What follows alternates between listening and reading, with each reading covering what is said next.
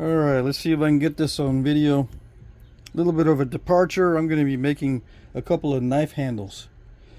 Alright, and I'm going to need a biface as a pattern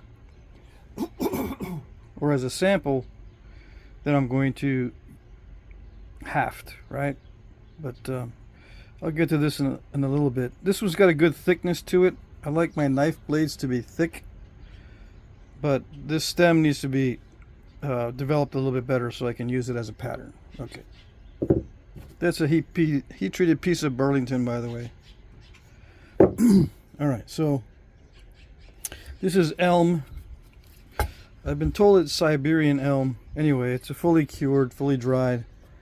It's been sitting there for 2 or 3 years under a roof in their backyard. It's like a covered area. Okay, so it needs to be pretty thick. So let's see.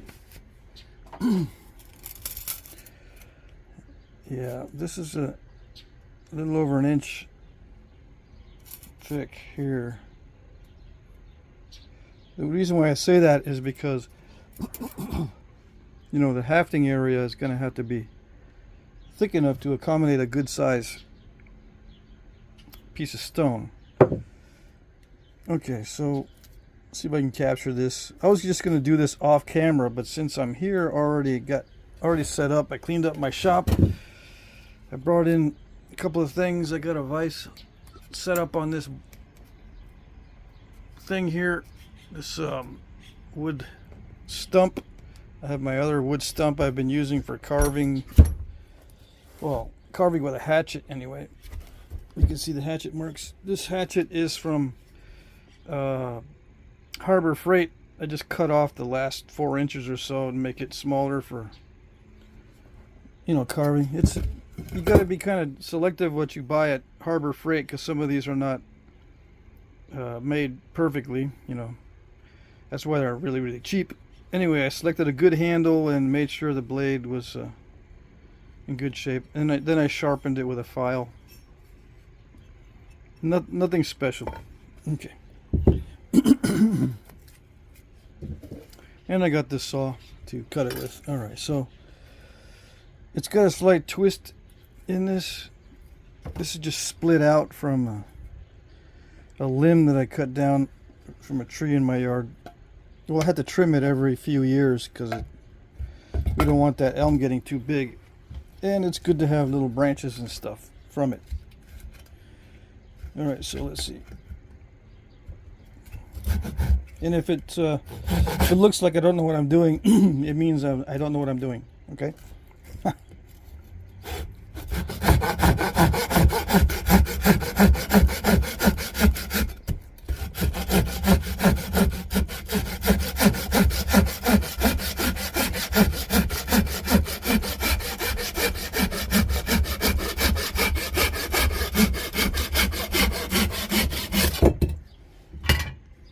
Okay, so nice and thick. Shouldn't have any problems, but we'll see. All right.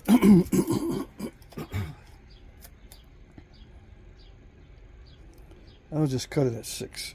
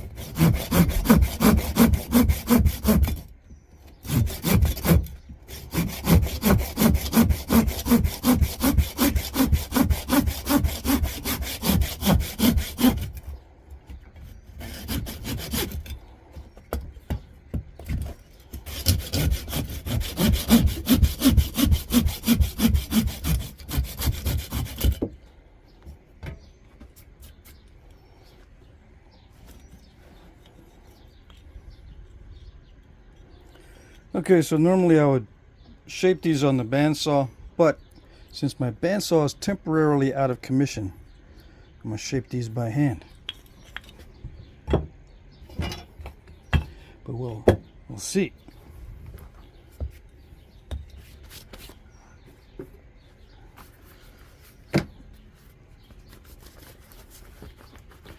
We shall see.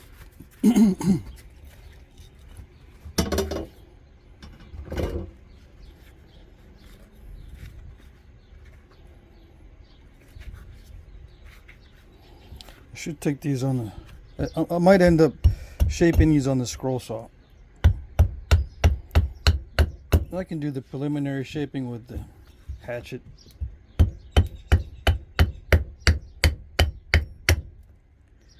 Yeah, nice and dry.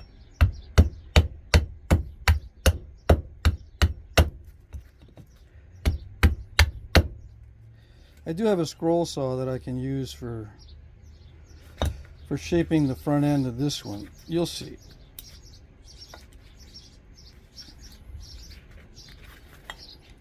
Which is the thicker? They look about the same. I wanted to capture the thicker end.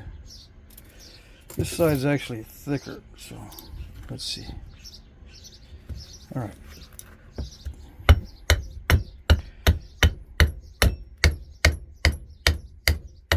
I'm going to taper the handle.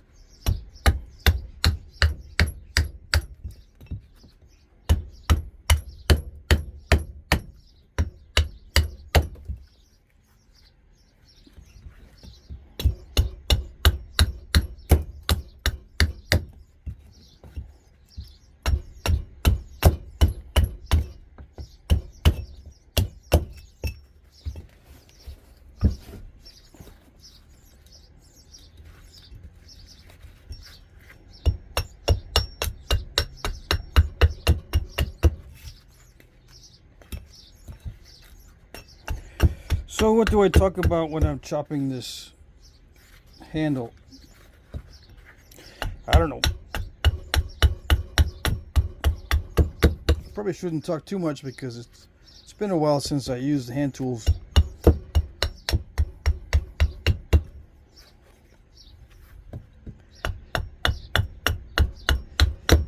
I know it's like riding a bike, you don't forget how to use them. But never know.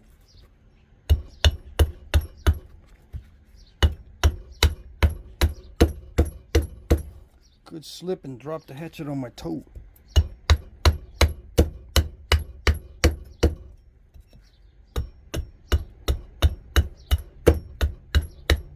So why do I choose elm? It's just considered a trash wood and around here, but it's got a nice look to the heartwood, so I can pretty much get it for free. This one's from my own yard, so yeah, I don't even need to go to the trash piles to get the elm. But if I needed a bunch of it, there's a ton of it out here for free.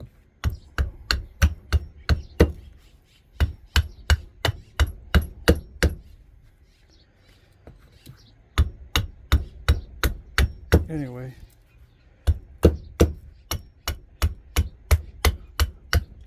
I haven't thought about how I'm going to smooth this out. So what I will probably do is just get the general shape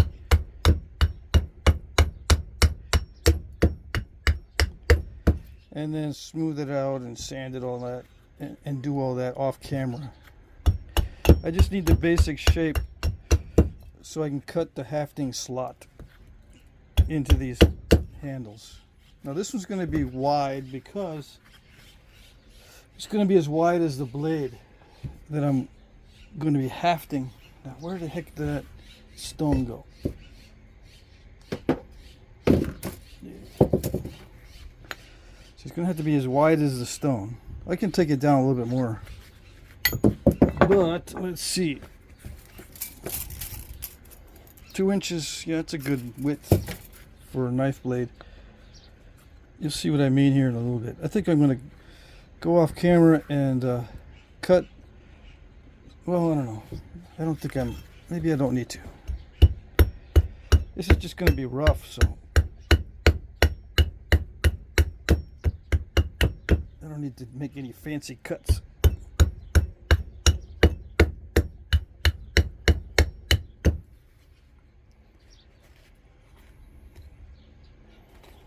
Yeah.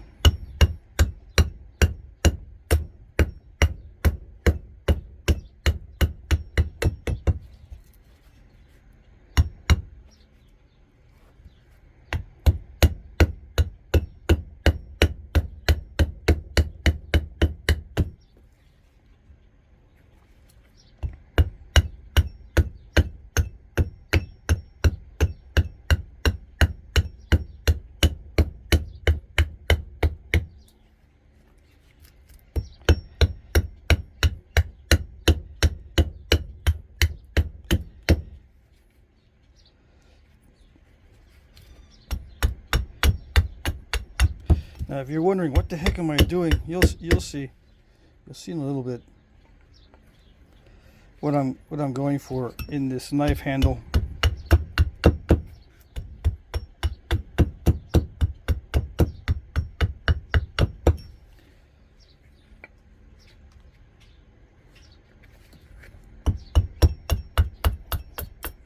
I have to be a little bit careful with elm, with the splitting of elm, because it'll tear out in ways that I don't want.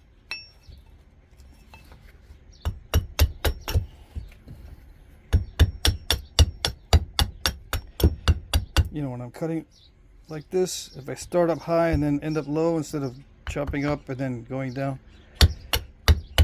sometimes it'll tear out in ways I don't like. But if it tears out, I'll just get another piece.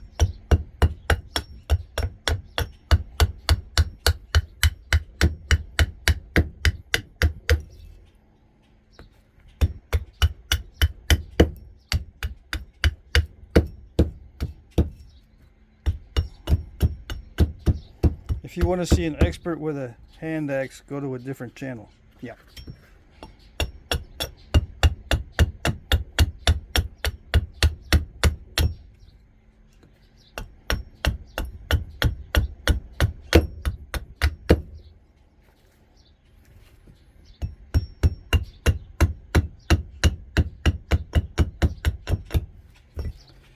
Alright, so it's got to be an inch wide. Yeah, at least.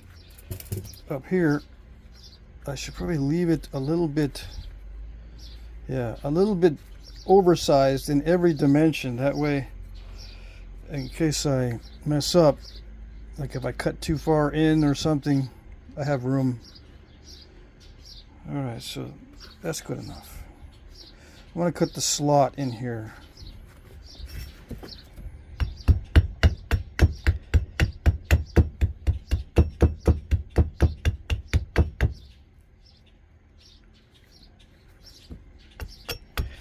I'm going to make sure I've got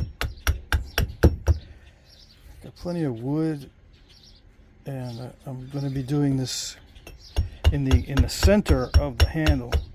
I want to make sure I got plenty of room to do what I need later, but I've also got to cut that slot in the center mass, so to speak.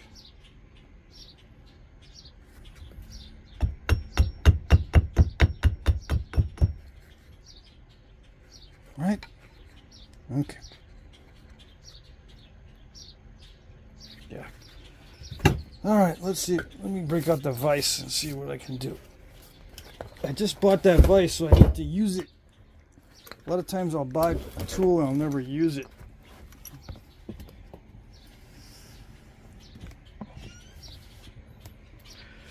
Okay. So what am I going to do here? I got to mount it this way so I can do that. And we'll see how much this thing rocks back and forth. See that? It's just a small stump. It's not really heavy. Probably need to put a little platform on the bottom there. Anyway, let's see what we can do.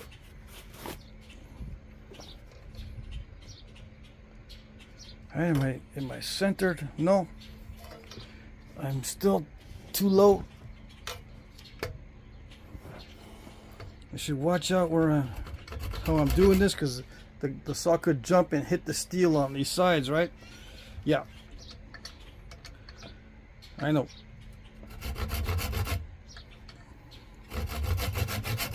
Got to be careful.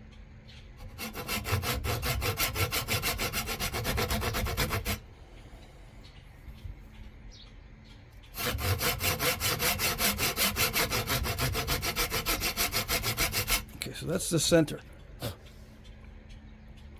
All right, so I'm going to put a V shape. Well, I don't know. I should probably put a flat bottom. Yeah. In this, not a V shape. Okay, so this thickness is going to be, let's see, it's like a 1/2 inch up there. Down here, maybe 1/4. I'll enlarge this if I need to later.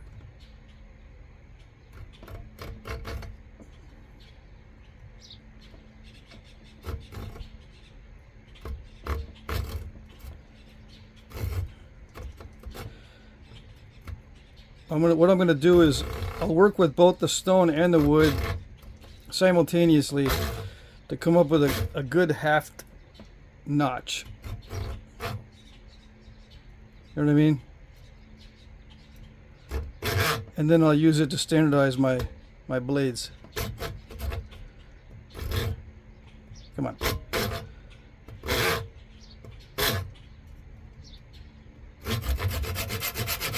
Okay, start that side. Come on. Start that side.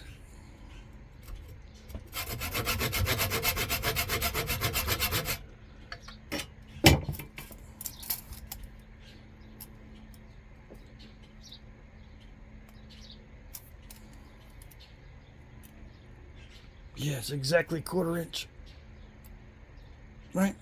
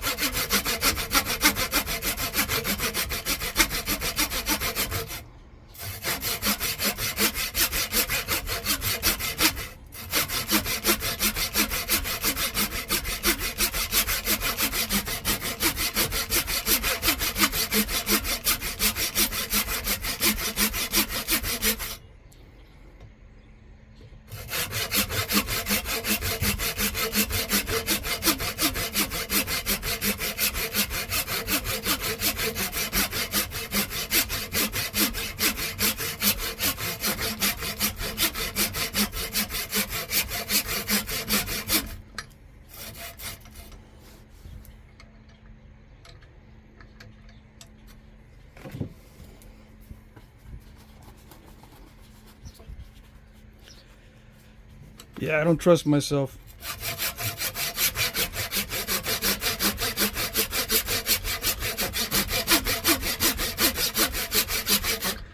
All right, so how deep do I go here? I'm gonna go at, I don't know, 1 inch maybe. Let's see. Yeah. Down to that little bit right there.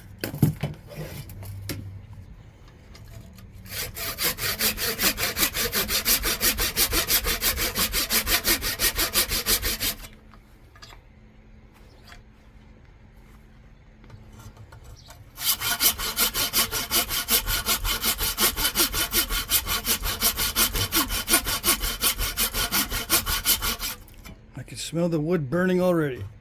Elm has a tendency to burn.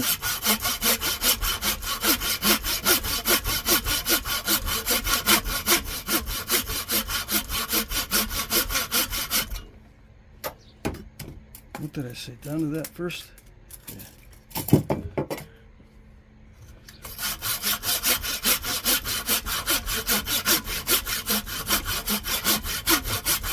Now you might be asking, how do you do this with stone tools?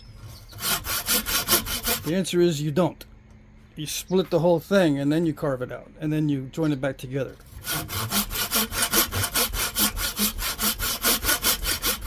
I'll show you when I do a stone tool video.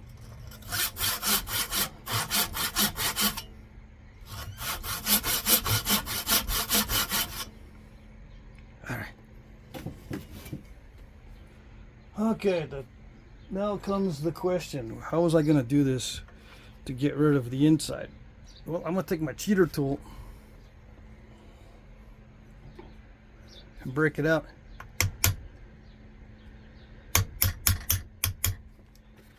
Theoretically, break pieces out.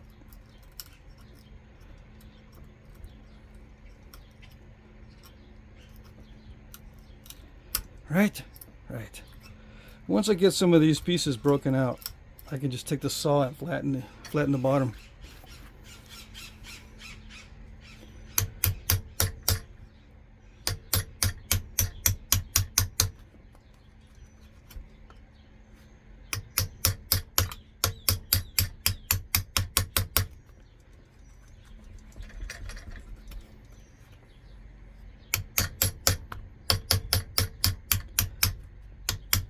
So I'm just splitting them, making them easier to tear out. All right. Let's see, what else can I cheat with?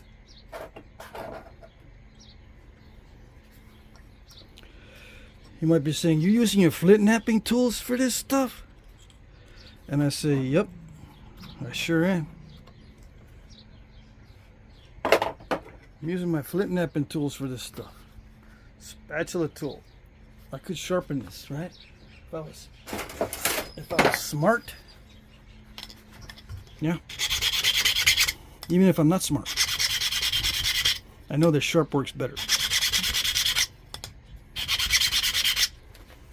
Alright. Don't I have a actual chisel? Yeah, but not that size. I'm hitting it with this. Doesn't that ruin your tool? Probably. You might be saying, why don't you get the great prepper stuff? Because I'm low tech. Yeah, low tech.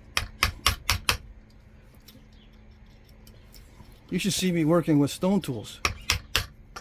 Yeah.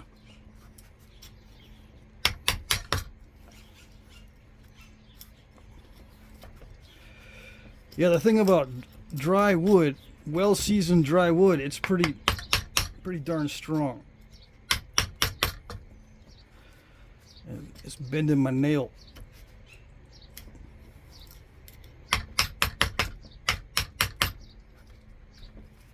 Come on. Anyway, what do we talk about while I'm doing this? I don't know. I'm getting a phone call, but I'm not going to answer. That's the problem about doing these videos early in the day so you guys can watch them early. I get phone calls.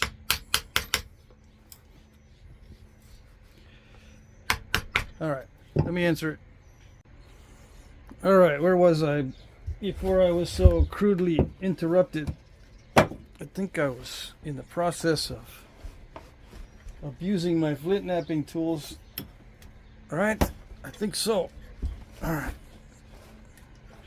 That took longer than I thought. Anyway, let's see what we can do.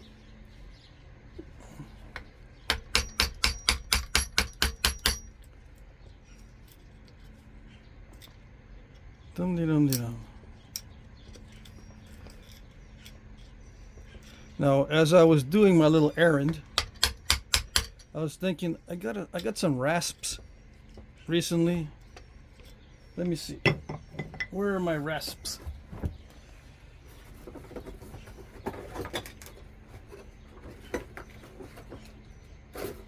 Yeah, here it is. At my favorite store. Whoops. Normally video makers cut that stuff out when they give little mishaps. Okay, so I got my rasps at Harbor Freight, my favorite store. I'm going to enlarge this if I need to with the rasp. I could have probably done the whole slot thing with this rasp, but oh well. We're going to do it this way. So there. Expedient. Because it seems like every time I try to do something, I got to do it in 15 minutes or not do it at all. All right. Let's see if I can survive the rest of the video without everyone asking me asking me to do stuff. Come on. All right. Let's really ruin the tool, the Flintknapping tool.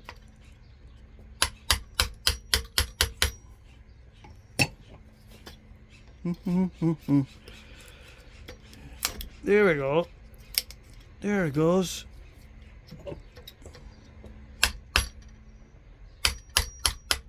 There it goes. Can you see it? Can you see what I'm doing? No? I didn't think so.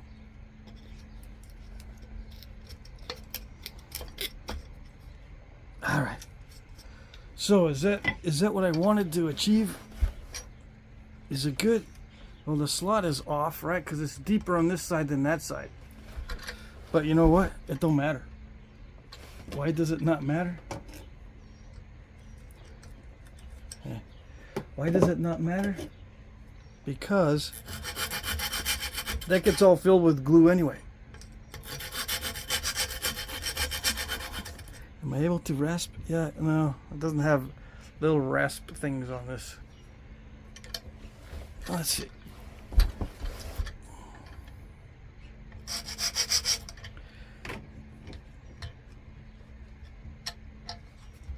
Yeah, let's squeeze a little more. All right. Okay, so let's see.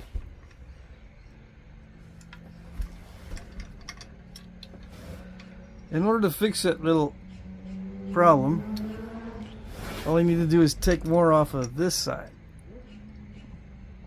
Yes? I think so. Alright, so let's do that. Let's see if that works. And again, I don't trust myself, so I'm going to put my glove on this hand. I'm using this hand as a stabilizer for this silly thing.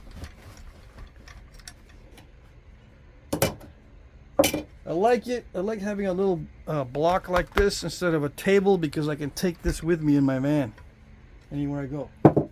Where's my other rasp? I got a half round or semicircular. Yeah.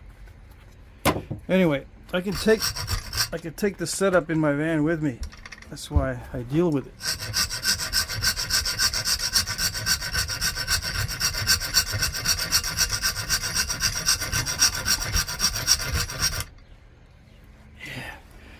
It'll work.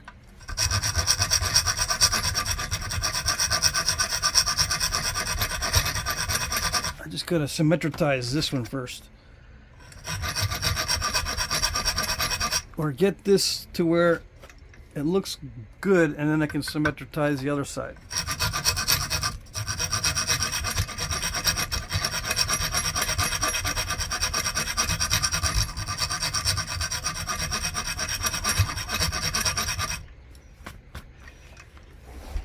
Alright, good enough.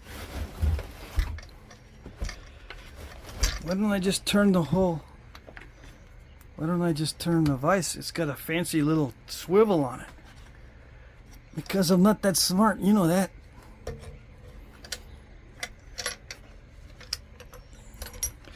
going to lift this a little higher so that I can avoid hitting the steel. All right.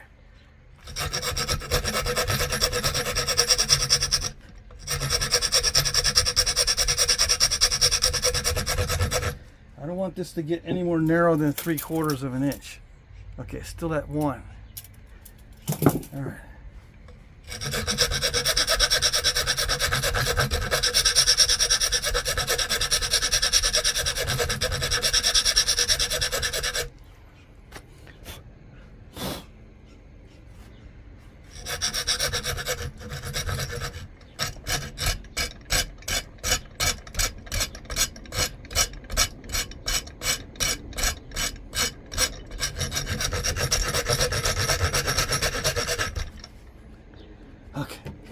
Good enough.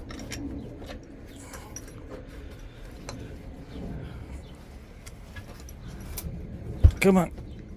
Get out of the way. Let's lower this down. Let's lower the camera. Okay, so even with the fan going, the camera overheated. So yeah, it's getting to be that time of year. Anyway, while I was waiting for the camera to cool down, I've sanded this. I modified the top part. I found out that it's a little bit too narrow. I'll probably have to get a thicker piece of wood next time, right? These things on the side are too thin, in my opinion. I'd rather have them thicker. Well, you see how I shaped them, right? I beveled this, indentated that, and then tapered the handle. Now there was too much taken out from here early on. Well, not taken out, but see how it's depressed right there? There was too much gone here, so it became a little bit too narrow for my taste. So yeah, the next time I get one of these pieces of elm, I got a bunch stashed away. I'm gonna get a thicker piece. Anyway, I would like to have these things thicker. Yeah, and someone remind me what they're called. It drives me nuts that I can't remember. I remembered in a different video what these things are called on either side, these pieces of wood on either side. Anyway, I'd like these to be thicker on a knife. On that little dart point, this is fine. For that little dart foreshaft, that thickness is fine. But for a knife, I like to be thicker. Anyway, so it's pretty much a flat bottom, or a flat bottom notch. Why do I like the flat bottom? Because it allows almost any shape down here to be positioned so that it lines up straight with the handle. You can move this. There's room for the bottom of the stem or the base to move in the bottom of that notch. Okay. Now, where did I come up with this? Is this an original design? Yeah, pretty much. But I have an artifact similar with a hole in it. I usually drill a hole right there too. So the artifact I have has a hole in it, and it's been embellished with little rays from the sun, I suppose, right? And then I just said, well, you know, I can make that design because my artifact looks like this shape with a hole here. It's a natural hole. It's embellished with lines coming out, so it looks like a sun. And they were in the process of drilling this end, I guess, for a pipe. Anyway, I said, you know what, I'll take this part that looks like my artifact with the hole in it and just add these little things to make a knife out of it. So yeah, it was partially my design, this upper part here, and this idea here was mine, but this bottom part is a lot like my artifact. Okay. So you can have barbs on these points and they won't stab you in the hand when you're trying to use the knife. If you use a barbed point for a knife. I don't know if you understand what I'm saying. Anyway, Let me shape this. I guess I'll put some barbs on here so you can see what I mean about barbs. Okay. Let's see. Let's get back to some flint knapping. I'm supposed to make a bunch of videos today, but it looks like I'm going to be just editing a few videos if I can get them filmed.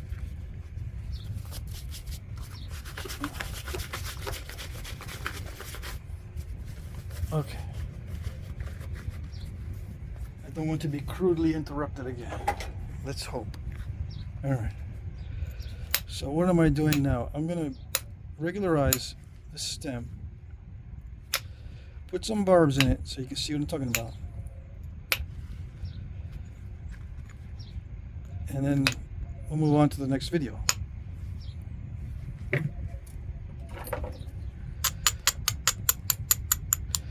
One reason why I don't do more videos like this, incorporating woodwork and other tools, is because there's too many things that can go wrong and interrupt the process. But, you know, I'll do it once in a while. Let's see.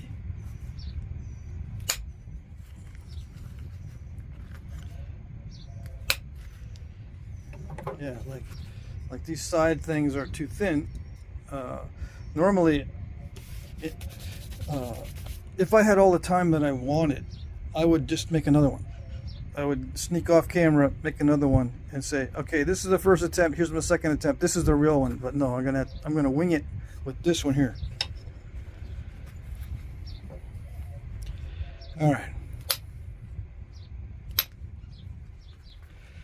Did I do this? I don't think I did this biface on film, did I? The original biface of this. It's got that little bit of cortex in there. Alright, so I'm going to thin it down so that it'll fit in this haft. I like the haft width, slot width. I like that one. It's more than 1/4 inch. Let's see. Yeah, 3/8 up here in this top part. And down below, it's like, I don't know, 5/16.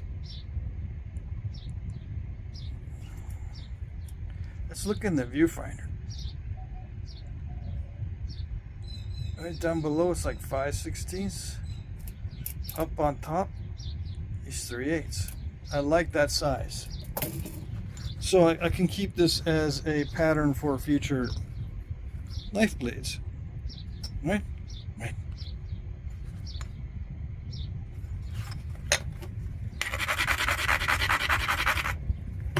Yeah, so the fact that these things are too thin doesn't matter. Okay. Because I'm not going to use it as an actual knife. Just going to use it as a pattern. Alright, so I took off that cortex, thinned it down a little bit. No, it still needs a little bit more thinning.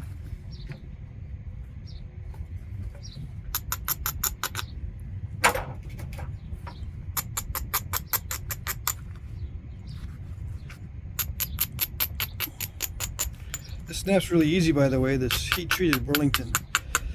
I think it might be heated a little too hot, because it naps a little bit too easy. Gets me nervous. And it grinds down really, really well too. Really, really fast. So you can overgrind it. And if you overgrind it, it tends to pull too much and break it. Where is the handle? Dang it. Alright, I gotta keep thinning it down. One more thinning, or a couple more thinning flakes should do it. Let me see.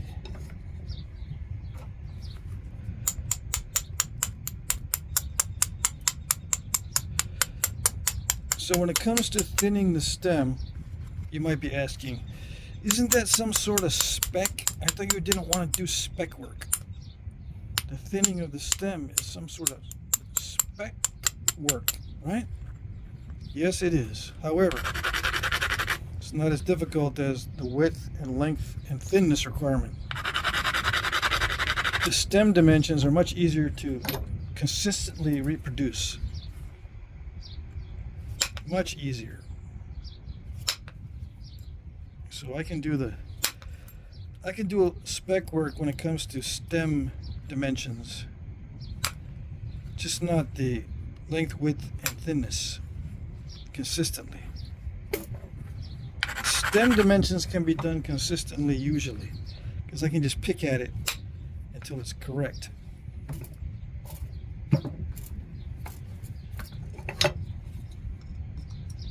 Okay, so that's the correct thinness for the bottom of the stem to hit the bottom of the notch. Okay? All right. Now all I gotta do is regularize it and put some notches in.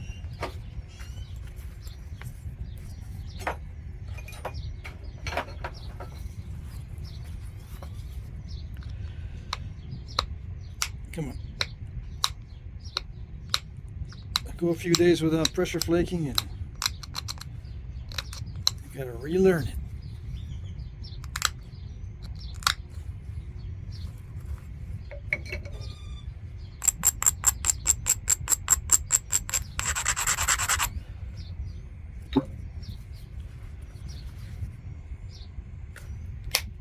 There we go. Okay, so where do the notches go? Well, if I want to do this in a perfect way, this is what I'm going to do. I do want to do it in as perfect a way as I can. The notches go like this.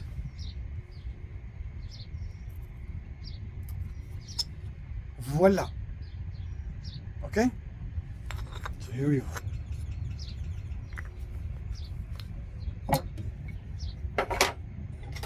Where's my big notching tool that I just ruined?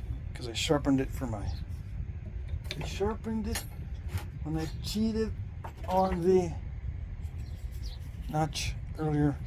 Or I can use this one. Where's my other one? This is a thicker one. This is a thicker one. I'm looking for my notching tool. I got one that's kind of in a rough shape. I haven't finished this one yet. I suppose I could take time to file this one down. So I need something stout to do these notches. Let me see. How long will that take?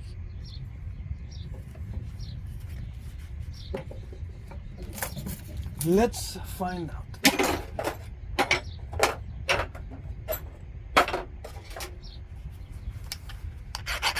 See, this is an easy stick, right?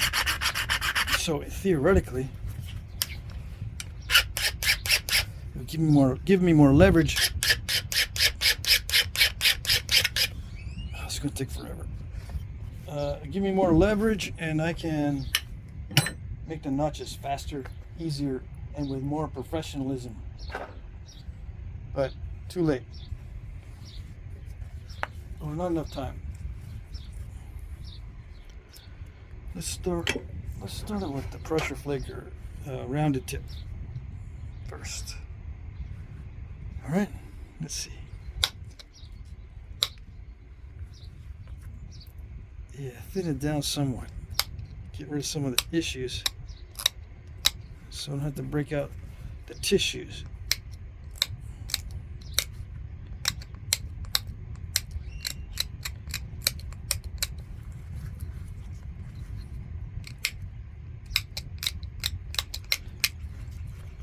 Now, why do I go through the trouble of marking where the notches are? Because if they match the haft, the joint is very strong. Yeah. If it matches the hafting area exactly, that joint becomes very strong. When you wrap it, come on, is it going to go in that way, or does it go in better the other way? Maybe, I don't know. Anyway, I'm going to see how well that matches up. Yeah, it matches up pretty good. And is it straight? It's straight. And then I can adjust this later. So base first, many times I think, was done so that it could match the haft. and then I finish the blade later. If they didn't drop it just like that, like I just did, and break the whole thing. I didn't break the whole thing. Don't worry, those of you who are not watching. I just dropped the biface because I'm a spaz. I bet you that fan that's cooling the phone is messing with the audio. I bet you. But I think the microphone is up on this side of the camera, right? And not down there. I know the speaker's down there, so the microphone's probably up here. I don't know. Hopefully the wind is not right in that microphone. If it is, I'm going to have to redo the whole video again, which means I probably won't. I'll probably say, nah. I'm just going to upload it like it is.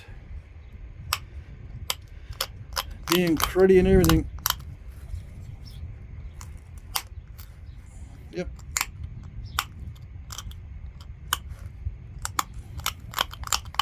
That's all part of winging it. Can you see what I'm doing?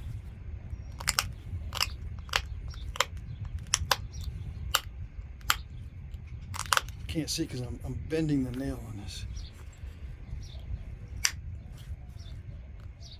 You're not catching the full effect.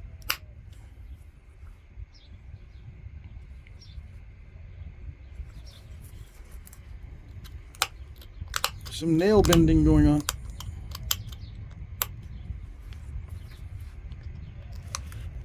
Because I need a bigger nail.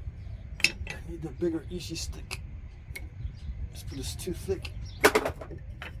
Or is it? I might be able to use it. Let's see.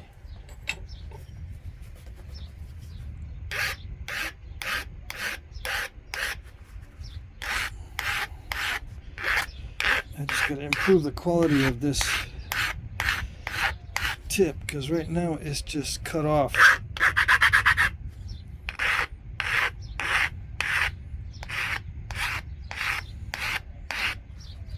Still got marks from when I cut it off. Alright, can't see it, huh? Anyway, let's see if that works to blast out a nice pressure flake without blowing away that bar. Okay, see how thick that is in there? Here, let's see if I popped it out. I did pop it out. Oh yes. Now if it wasn't for the fact that it's Burlington, ooh, I think I blew away part of that ear when I did that. Anyway, if it wasn't heat treated Burlington, there was no way I could have popped that out. Okay.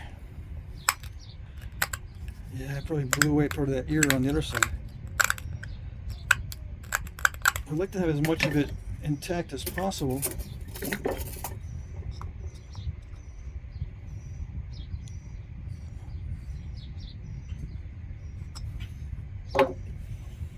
I don't think it matters too much. Nice pop out. Heat treat is so good for that.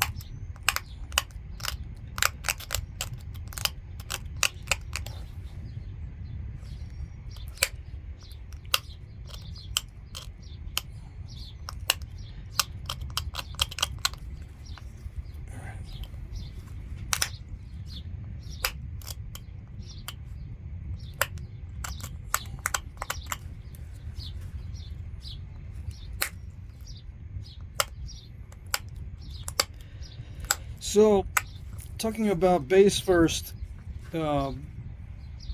knappers and archaeologists assume base first is done because it preserves something during the knapping process. It's a knapping driven procedure. But if you incorporate the making of these with the making of the haft, you can see that making the base first is advantageous for hafting. So I don't think it's entirely driven by the need for a safe knapping technique. It might satisfy both requirements, a safer knapping technique and a hafting driven technique, but I think it has more to do with the hafting than anything else, because it's going to break no matter what. You start base first or tip first, it still has the same issues of breakage. Alright, so I broke the ear off of that. It doesn't matter too much as long as I have some expanding area. It will hold itself in the haft because it's expanding. It will keep itself in the haft easily. It won't pull out because it'll resist being pulled out. Now the reason why I constrict it here on the sides is so that wrapping doesn't pop out of the tip of the wood haft. It has to go past that little bump right there, which it doesn't like to do, you know. So I constrict that area right here. And yeah, that's my idea. I didn't learn that anywhere. And you can't tell if that is present on artifacts because it's got wrapping usually. And the ones that don't have any wrap usually don't have that. They're usually like, you know, just a plain old simple. But I like this because it helps to ensure that that wrap is not going to pull out. Because if it's just like this and it's round and straight, that all that material is easy to just pull out. It's just, and it just comes right out. Even with the glue and everything, you can just work it like this and pop it right out. I've done it before. But if you have some kind of constriction here, it takes a lot to pull that out. Okay. So that it goes in that way, it's straight, and I can finish snapping it. And it's got barbs, but you're not going to hit your fingers on the barbs because the handle is wide. And it may be too wide for this particular point, this handle, but you can replace it. As this wears out, you take it out, you put another one in with bigger barbs or a wider blade. You keep the same handle over and over and over and over again for the knife and just replace the blades, just like any other utility knife. And yes, these stone knives are utilitarian, so to speak, like utility knives.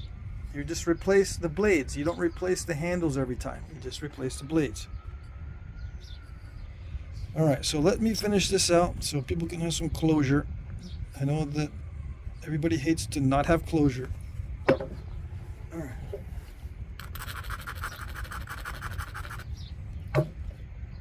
Let's see.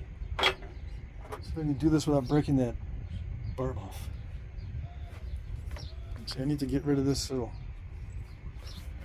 ridge there because it looks dumb sitting there. Voila. And finish the blade out. Yeah. Alright. So what do I talk about during finishing the blade? Well, I wish the camera would show me a heat indicator instead of just shutting off when it gets too hot. I wish there was like a little line that says it's getting hotter, or if it's safe and nice and cool, that way I can turn off the fan. But we're going to get into the 100 degrees temperatures tomorrow and the next 4 days, or let's say the day after tomorrow and the next 4 days after that. Oh yes. And I want to do a lot of filming. I might have to cram all the filming into one day and just save all the videos and upload them one at a time. Once a day. Yeah, I tried to work on other stuff at the beginning of this week. I had a lot of stuff to catch up on. Oh, and I updated all my videos, where the ads are placed in my videos, so there shouldn't be any mid-roll ads anymore, because that was an issue. The ads appearing in the middle of my videos. If you see ads, you know, you can pay for YouTube Premium or whatever, and you don't see the ads. But if you're seeing ads, you should not be seeing any in the middle of my videos anymore. I got a couple complaints that there's too many ads on my videos, and I said, yeah, I know. It is a problem. I just haven't had time to fix it.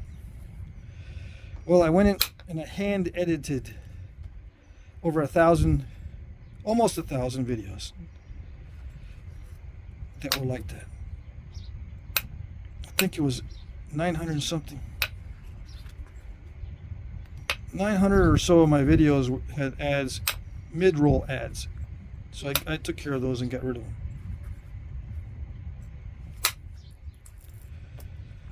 Oh, this snaps scaringly easily. It's scary because one little mishap, one little mistake, and I'm a goner. Yeah. I would like to get rid of that. Oh, there it goes. Do I have time to show you how I would wrap this in the haft? I think I might have time. Yeah. How I haft this with the wrap. Not the glue, because I don't have the glue available, and I don't know where my black modeling clay glue substitute is. So I'll just do it without glue, just to show you if that's of interest.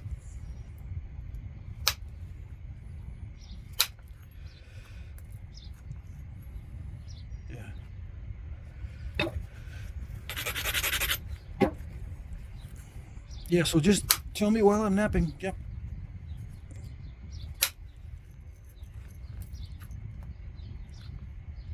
You're going, what is he talking about? I can't tell him while he's recording the video. Yeah, I know. You know, I just want your noggin to get, you know, get working. If I say ridiculous stuff, your brain starts going zzz, zzz, zzz, it starts to work. Either with a bad response or a funny response or some kind of response. But yeah, the wheels are turning. You don't want to sit in the video, just listening to the video, droning, just doing nothing with your brain. I don't think. Maybe some guys just get home from a hectic day. Maybe they do want to just zone, not think about anything. Zone out. Yeah, I haven't napped in like 3 days, and I'm already feeling weird. Like, am I going to be able to finish this without blowing the tip off?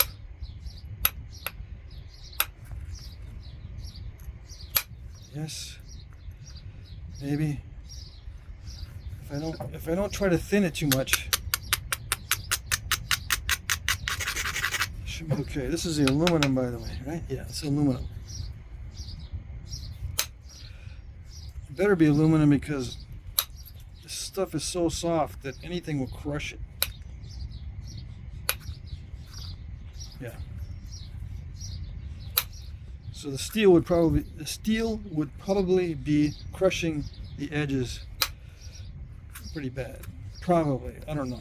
I don't want to take a chance.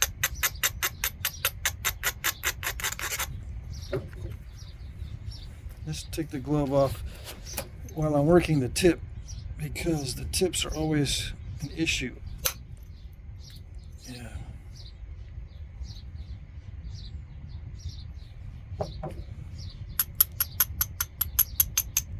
And I like to use the coarse abrader a lot because it helps me to wipe out some of the sharp and delicate edges just by brushing.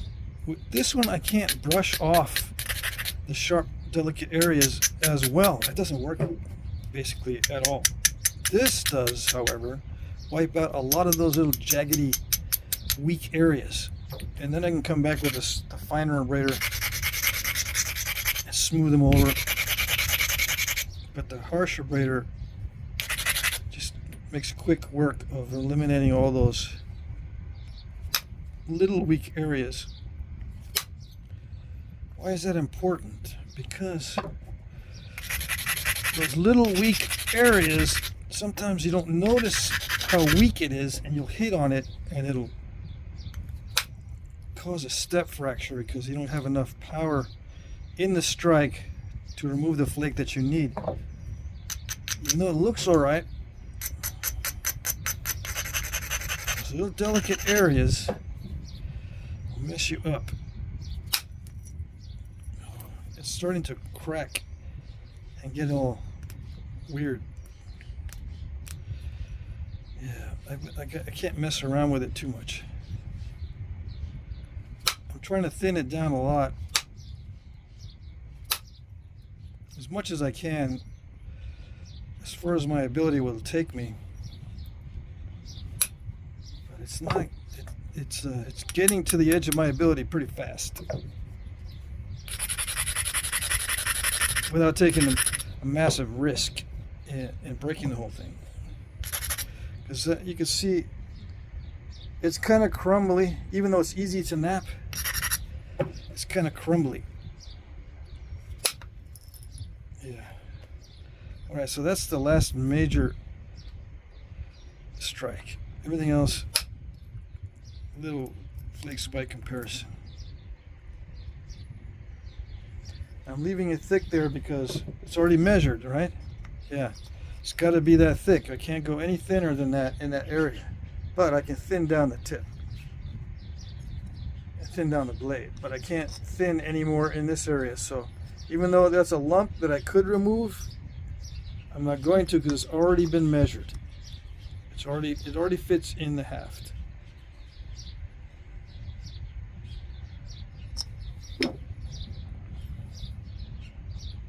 So now I just need to quickly clean up the edge work.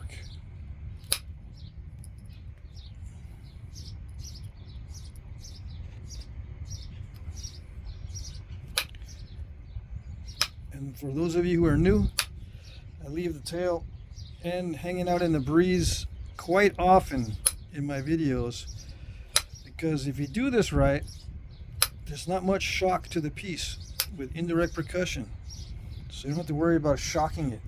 It takes these flakes off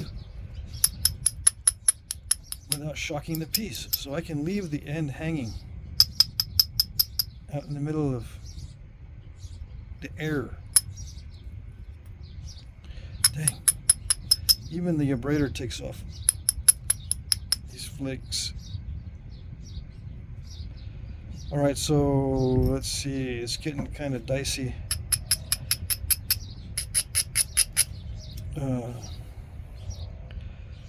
I need to thin that down a little bit more. It's getting dicey because I still need some pretty big thinning flakes. Let me see. I'm gonna reduce the size of the flaker and use steel. Steel grabs less because there is some shock, so there is some danger. I'm not saying there's no danger of shocking the piece when the back end is hanging out like that. There is some danger, but it's not much when you're using indirect percussion. And if you use a more pointed tip with a harder material, it doesn't grab it as much. And it's okay. I don't need it to grab very much because I don't need these flakes to travel very far.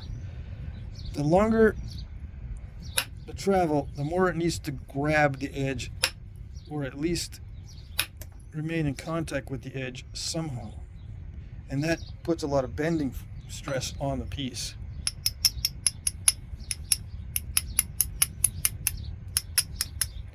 That's why it's so hard to achieve success with large flakes.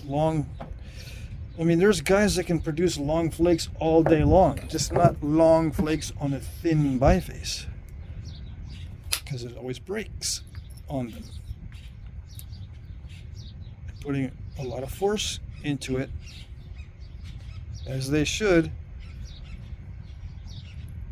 They still haven't reached the balance of force and strength of the tool stone.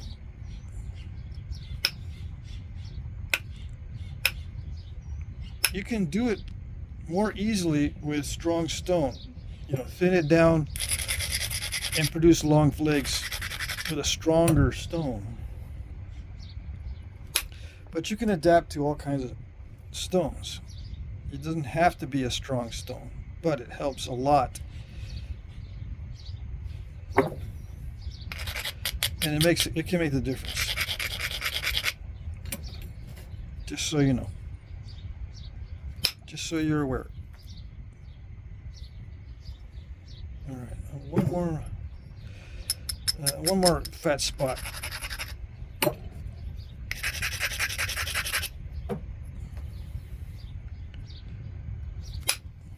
Yeah. All right, so that's it as far as thinning it. I don't want to go any thinner and risk it. So the next step is the pressure flaking around the edges to sharpen it.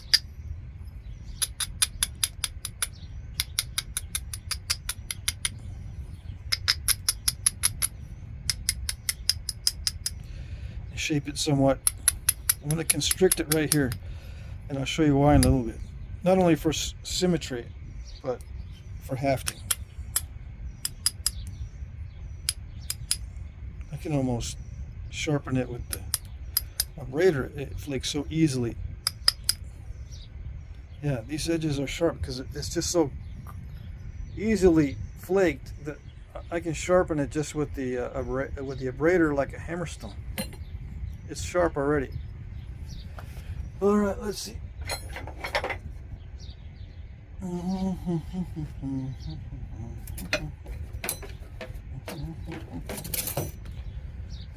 All right, let's unclutter this area. I just cleaned everything up yesterday, nice and clean.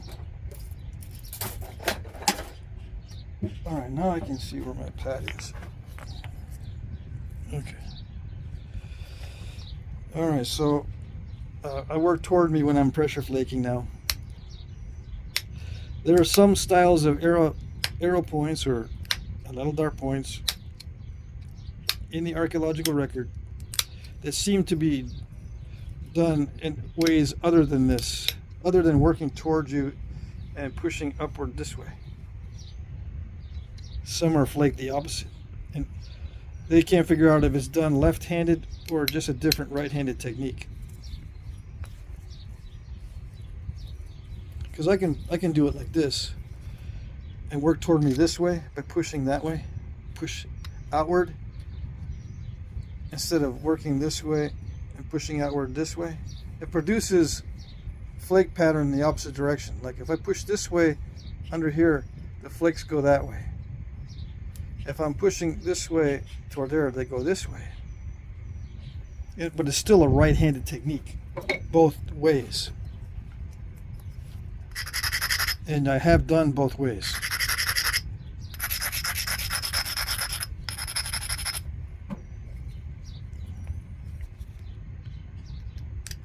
It's not that hard to adjust. This way is just a little more intuitive. And it's easier for me.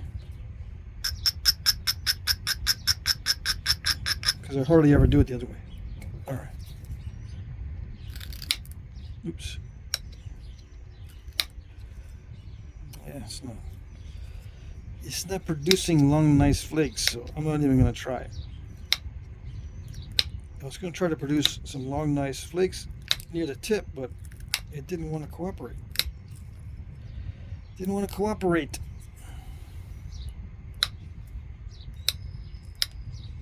Can you see what I'm doing?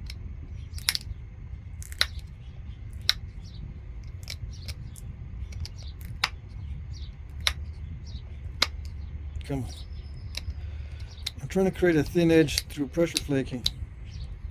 There it goes.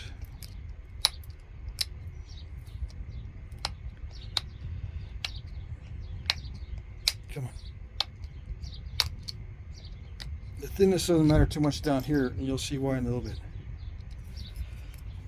I'll be wrapping it up on the blade.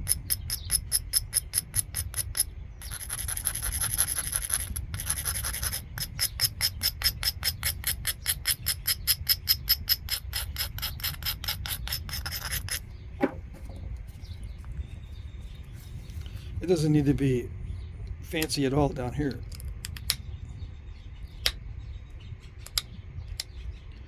In fact, I can leave it dull if I want.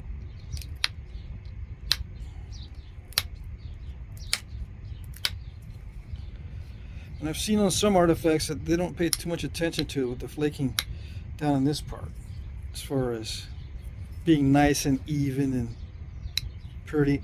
They don't care too much down in the lower blade. The upper blade tends to get more refined as you get closer to the tip.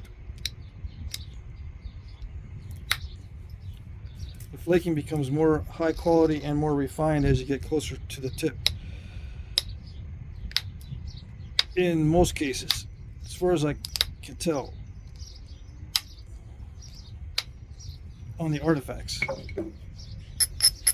from various cultures.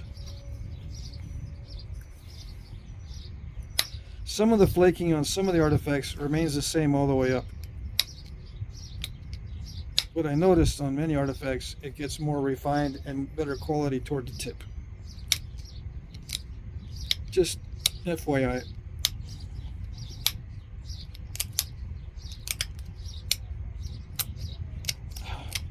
Come on, it's crushing near the tip.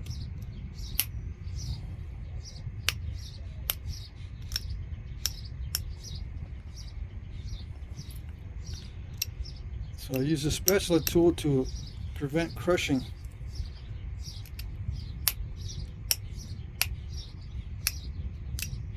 It flakes so easily.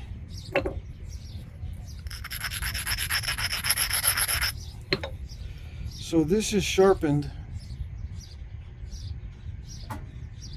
I can get the edge a little bit thinner. By going again one more pass on the other side without abrading, but it's sharp enough. All right.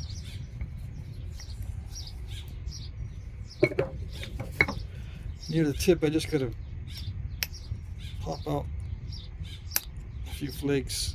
So I use a spatula tool so it won't create a step fracture near the tip, and then I can switch over to the rounded tip. How's that? Good? Good. I still got a step fracture.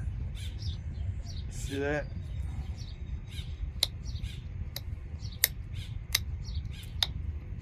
Oh well.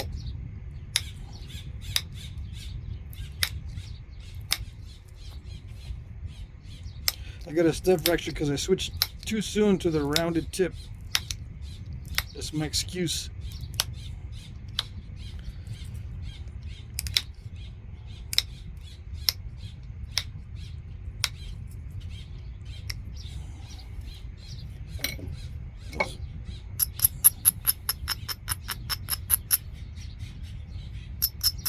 Those birds are making racket and building nests and having babies. They're having a good old time this year.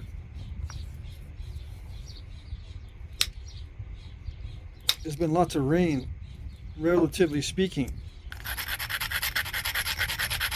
So you can see them taking baths in the street, in the mud puddles.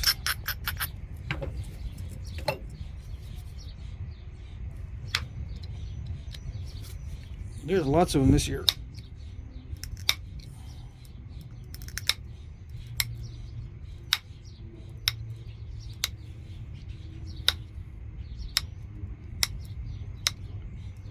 What does that mean for us?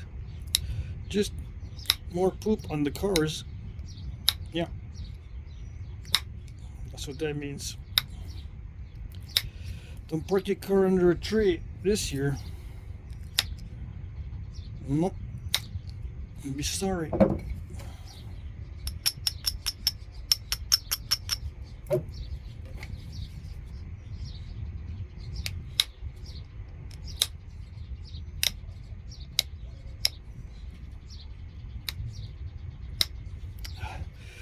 Yeah, I can't avoid those step fractures.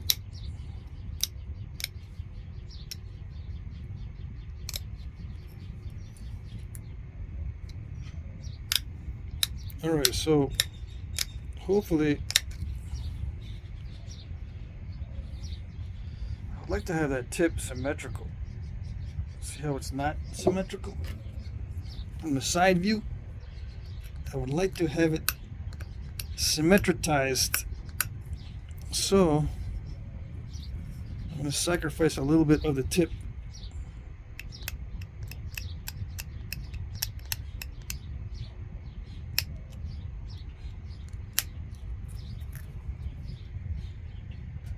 Yes, much better. Okay.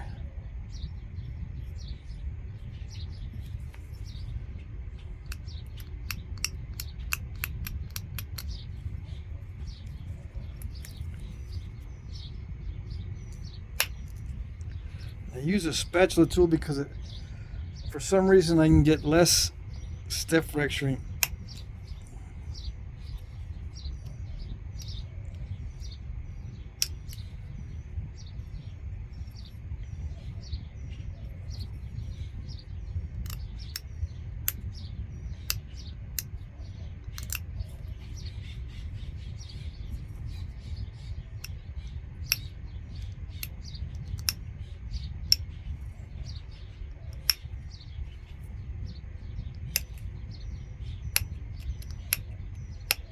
I was just thinking I can do an art point and put little bitty serrations near the tip on some of these points. Little bitty unusual serrations up near the tip. I can do that with art points because I can do whatever I want. Yeah. Alright, so it fits in the haft. It's got barbs. I can sharpen up the barbs too. Let's sharpen them up. Oh yes. Why sharp? Just because I can. And I won't stab myself with the sharp barbs with this type of handle. And why would you want to put sharp barbs on it? Well, you never know. Maybe that's useful for skinning or something. I don't know.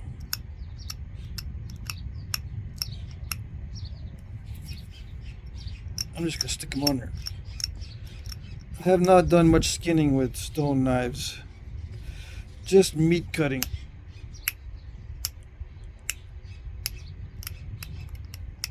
Yep. Not much skinning, although I tried a couple squirrels and it was tough.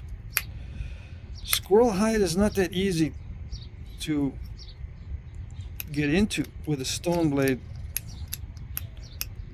Once you find a technique though, it's not too bad. But I found my very first attempt at skinning a squirrel, which is easy for me to do because I can just shoot a squirrel easily with my pellet gun and experiment. Those hides are not delicate. It's not like a chicken hide or a rabbit. Squirrels are a lot tougher. Okay. By comparison.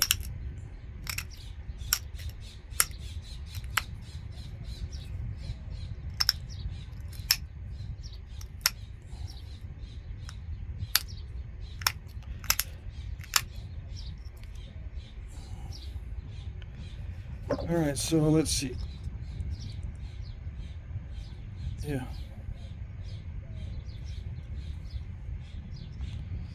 If you look, the width is a little bit less on the stem than a haft. It's a little bit less. So what I could do is, you know, stuff something into the bottom there so it's not as far down, and that way it'll match better. Yeah. Let's see.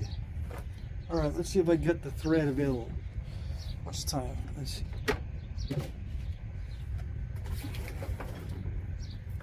Oh yeah, I cleaned up my stuff. Okay. Hold on. I put away my stuff. Hold on. Oh.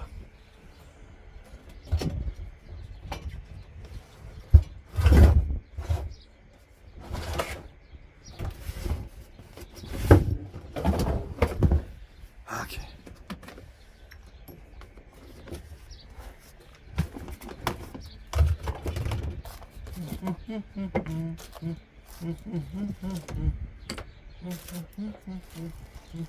I bought some new thread, yeah.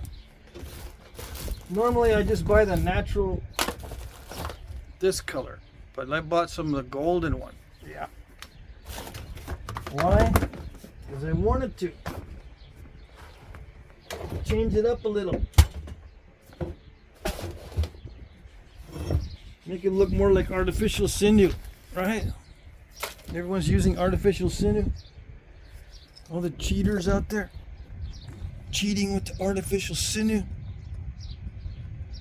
All right, let's see if I can jam something in the bottom so that it'll be a little higher up. Now, normally that would be glue that would do that. The glue can make up for a lot of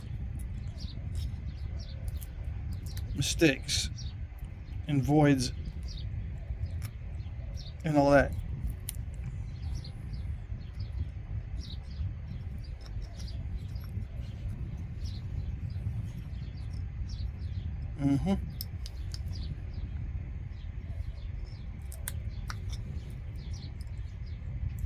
Come on.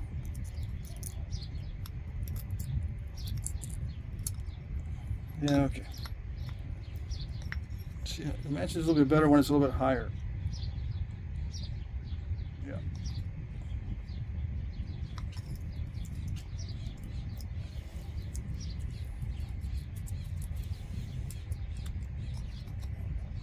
Anyway, okay. So what I would do is this.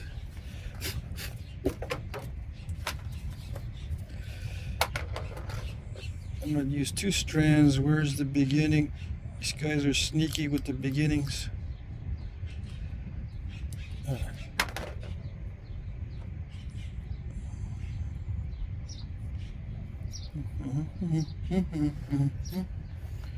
right.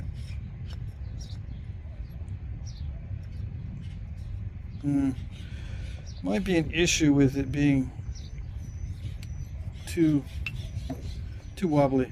Let's take that out. Since I don't have any glue, I'm not gonna do that. It's got to be firm enough so it won't be wobbly in there. Anyway, let's see.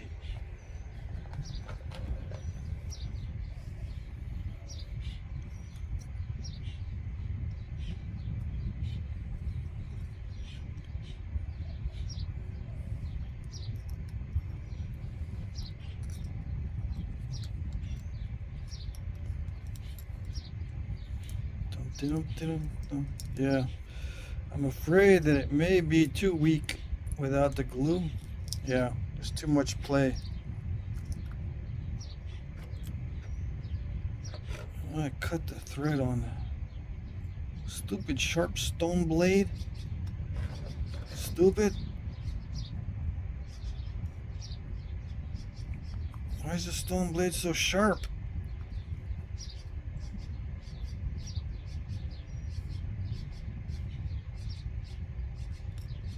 I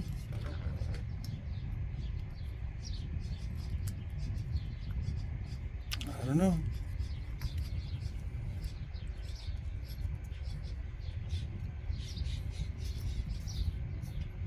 If it does not look like I know what I'm doing, it means I don't know what I'm doing.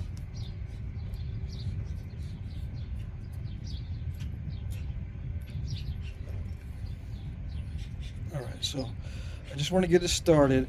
The hardest part is just getting it started because I'm not using any glue. Usually I would use the glue to hold everything down from the beginning to the end. No glue because we just don't have glue today.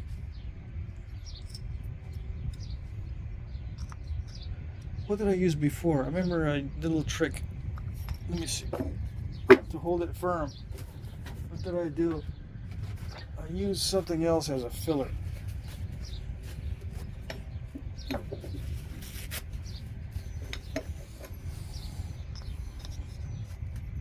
Why don't I have glue? Because I did not prepare anything. I did not prepare to have any glue. I need a heat source and all that.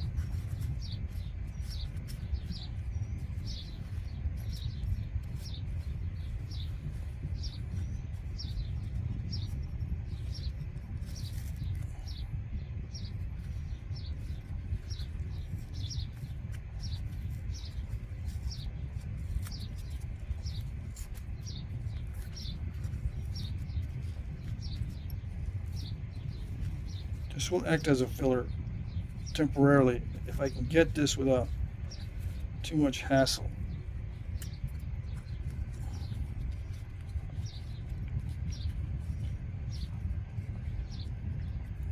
Okay.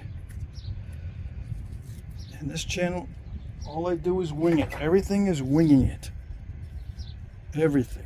Every video is just winging it. Gotta get used to it. I don't got time to do perfect world scenarios. Nope. No perfect world scenarios. Where is it?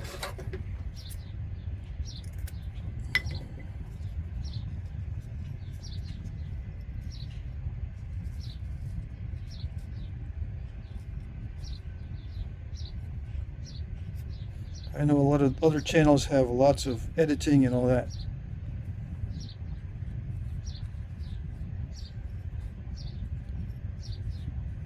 The only editing I do is I join the pieces of the videos together. That's all I do. If it comes in pieces, I join the pieces together. Like today, I'm going to have to join some pieces together.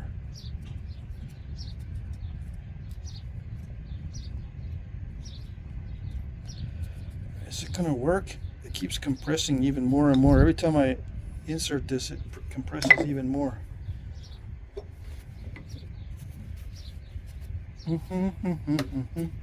Wouldn't it be faster if I just had some glue? No, it would not. Believe it or not, it would not be faster. I'd still be fumbling around like I don't know what I'm doing.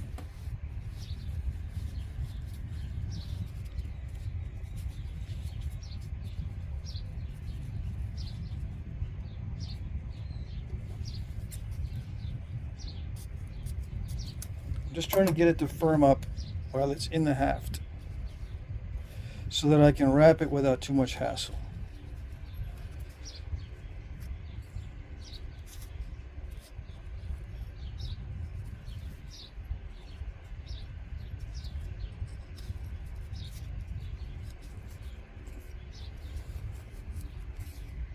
Yes, that's firm.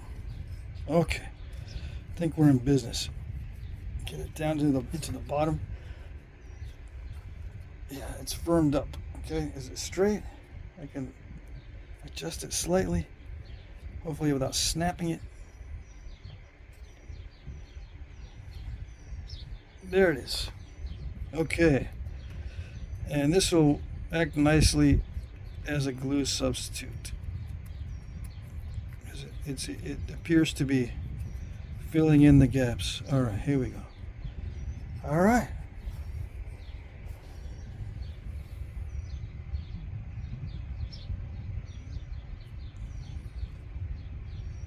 Now, can you do that with leather if you don't have glue? Out in the field in a survival situation, or something in there? Yes, you can. So it was not a total waste to watch me fiddle and futz around with the napkin. If you need something to hold it in firmly, just stick something in there. It doesn't need to be glue. And it's pretty good.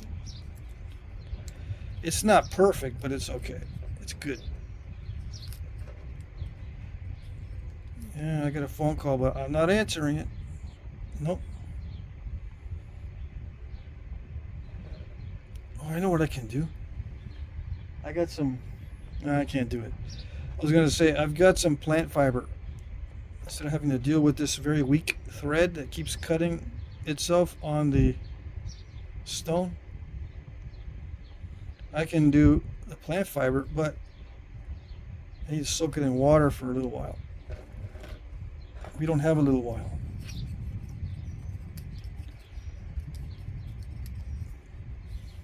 So let's try this one more time. If it doesn't work, I am going to get out the plant fiber. You know what I could do? I could soak it in the meantime while I'm dealing with this thread. I can soak the plant fiber in some drinking water, because I have my drinking water. Yeah. I do have some of that. And we're just gonna wing it here just a little longer. This time I'm gonna just put a bunch of strands together, so it'll be thicker. I don't have to be dealing with individual little bitty weak strands.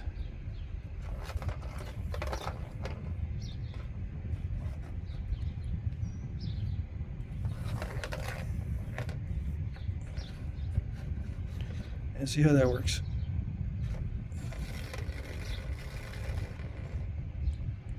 Okay.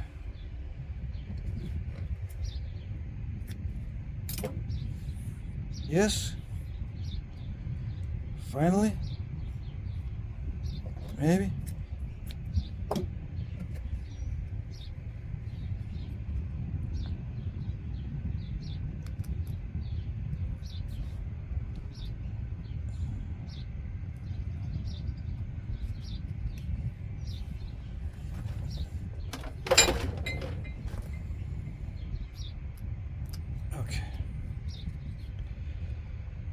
I can pull it tight now. Okay. And then up on the blade. Now, I am going to grind this a little bit because it's going to cut the threads if I don't.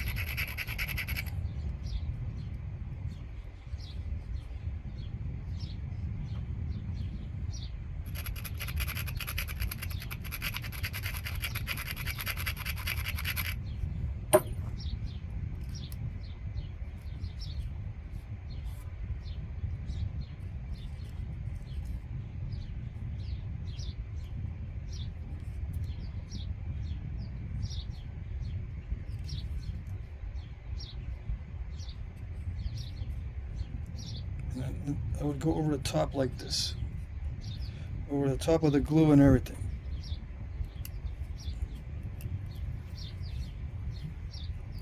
And over the top of this wood up here.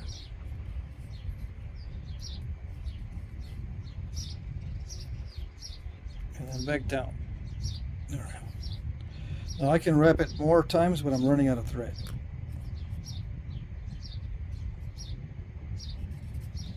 I can wrap it enough to cover this whole top part. But I'm not gonna, because I'm running out of thread. But you get the idea. I would wrap this down far enough so that it covers the entire area where the stone is.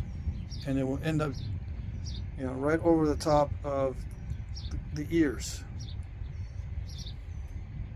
Okay,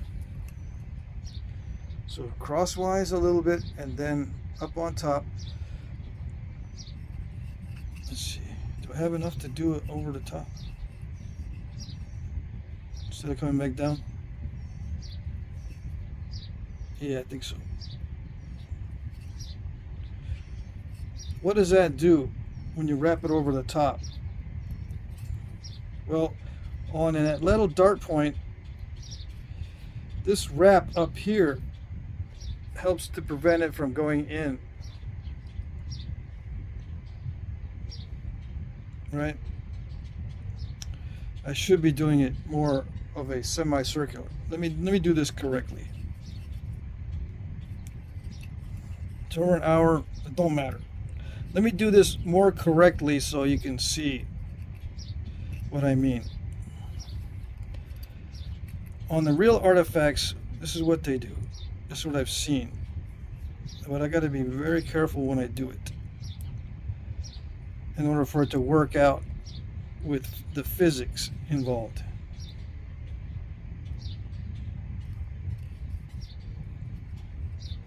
I didn't do that right. Up over the top. Yeah, I did it right. Okay.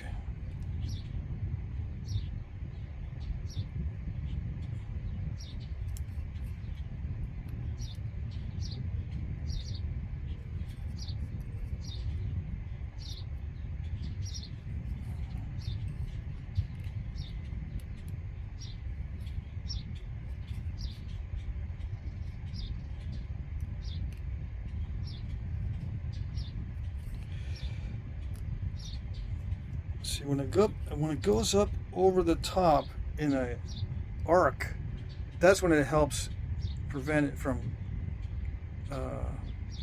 moving inward this way if it's impacted. Because see, if there's tension this way, it's going to pull if it impacts, but this arced wrap up here resists that. But it has to be arced, because it has to be putting some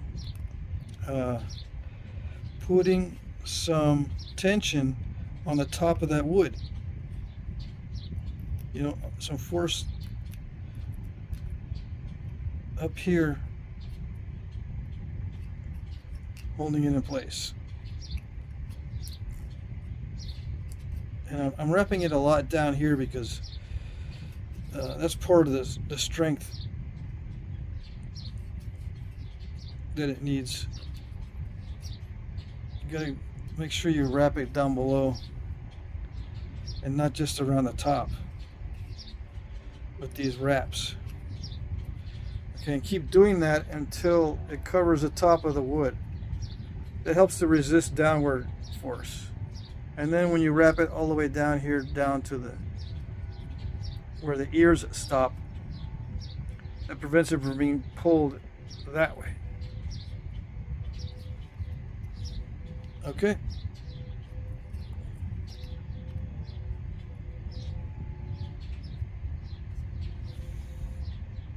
All right. I'll do it better next time. But I think maybe you get the idea.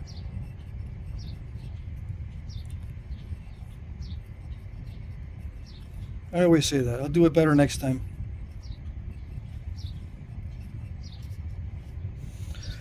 Let's see. I got time. We can do this. I got plant fiber and I got water.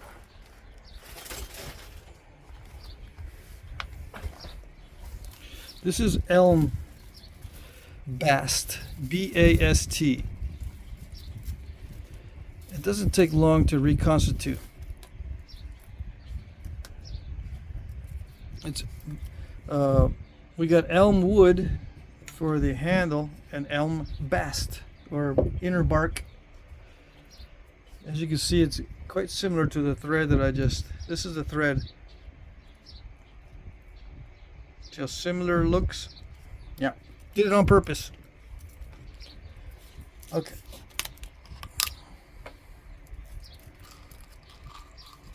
Let's see what happens. Yeah, it's a little bit crackly when it dries. Let's try this. Let's try just getting it all drippy. Excuse me while I drip this over the trash can over here. I need a big, longer piece. I mean, I got some long pieces in here.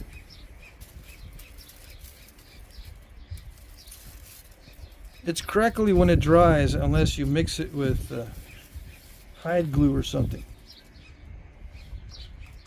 Instead of using just straight water, you use hide glue, it'll strengthen it quite a bit.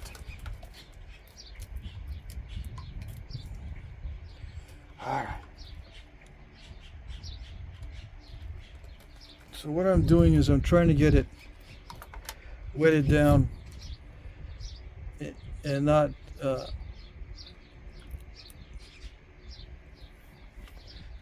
not crack it, since it's so crackly when it's dry. How is this coming along? One from previous.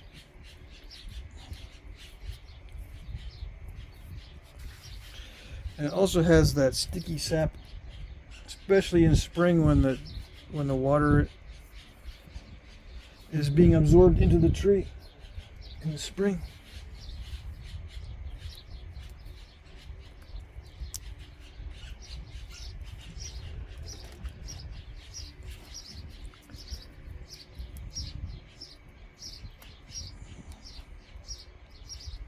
Come on, reconstitute. Become good again. Instead of so crackly. Okay.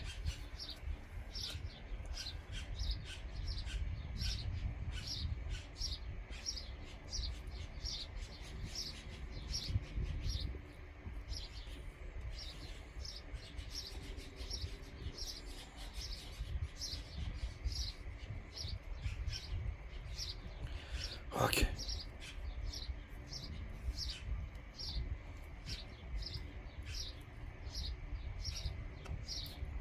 Yeah, now that it's softer and more pliable, I can pull it. Yeah, okay. So this is how I'll wrap it with plant fiber.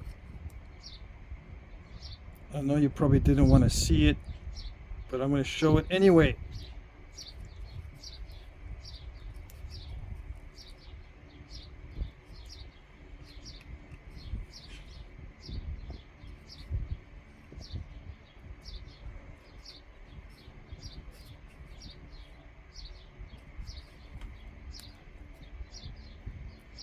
Okay, so I would just continue, you know, same deal. And these pieces are not long enough either. But with plant fiber, it's easy. It sticks to itself. Well, when you got a sticky inner bark, anyway. But yeah, okay.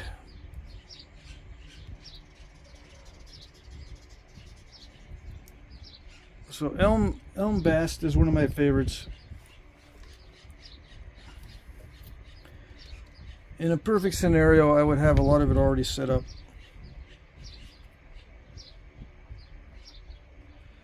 This does not shrink. Just FYI, the elm bast does not shrink, so you have to wrap it tightly. So the dulling of the edges or anywhere that is exposed to the wrapping, any of the edges exposed to the wrapping need to be dulled, because you have to pull it because it doesn't shrink. You have to pull it tight because it does not shrink. This particular bast does not shrink. Now, there are other types that do, and then you don't have to worry too much about grinding the edges so you can pull tightly. Okay? So this is what it would look like in general shape, and your hands are not anywhere near those barbs. Now, why would you need some little barbs there? I don't know. You might need it for cutting cordage or whatever. But you can cut cordage with the edge too. But the point is, those barbs may be just incidental due to the resharpening. As you resharpen this, they get pointy. Also, the construction of the stem produces incidental barbs. You don't want to eliminate those because it helps you to haft, right? It is helping to haft this point. Okay, because I'm wrapping up on the blade. So there's three reasons why there are barbs. One is the resharpening of the edge.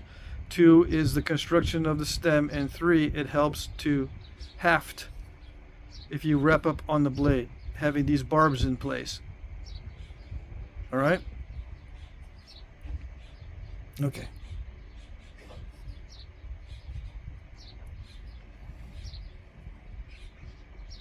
Yeah, I'm going to upload this because I'm going to try to make as many different videos as I can. I didn't want to spend all day just on one video, which I can do, but I need to upload a bunch more because I won't be able to upload very many on in the next few days as I'm doing it. I will be able to upload, yes, but they need to already be filmed. Okay. All right, so that's it. That's it for this one, for this episode. Where is the end of it?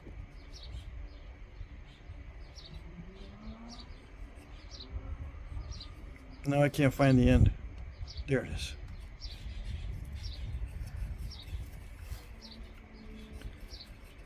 So yeah, the bast, this bast is only strong when wet. If you noticed. See, it's strong when wet, but when it's dry, let's find a dry piece. It's very crackly with nothing. It just breaks with nothing. When it's wet, see that? It takes a while. When it's dry, it just comes apart. Okay, so keep that in mind. When someone tells you that it makes good dry cordage, no. Not this particular type. When it's dry, it's weak. Unless you soak it in hide glue, that makes it a lot stronger. Okay. All right then. Yeah, that was in there pretty good. All right. Get a thumbnail.